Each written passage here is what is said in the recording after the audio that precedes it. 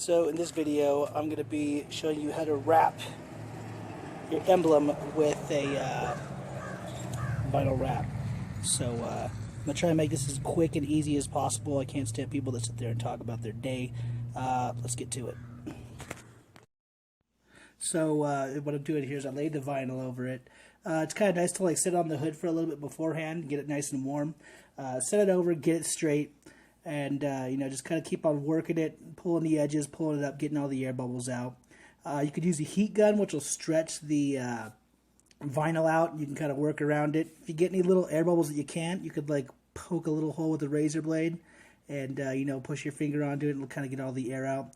Then you're going to take a razor blade, kind of score around the edges, and then you peel it all the way just like a sticker.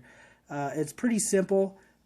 Your first time you're probably going to get a few air bubbles, but in the end, you'll end up with a pretty good product. If you have to do it again, that's the beauty of the product. You could always do it over again. I think it came out looking pretty good right here. Yeah, so here you go. And so here we have it. I think it looks pretty sweet. I like the blacked out color in there instead of the standard color. I think it just looks a little more smooth. Like and subscribe. I also did a video on how to do the blackout on the sides to make that front end look nice and cool. I think it looks cool. I'll be posting a lot more videos and just different work and stuff I'm doing to this truck.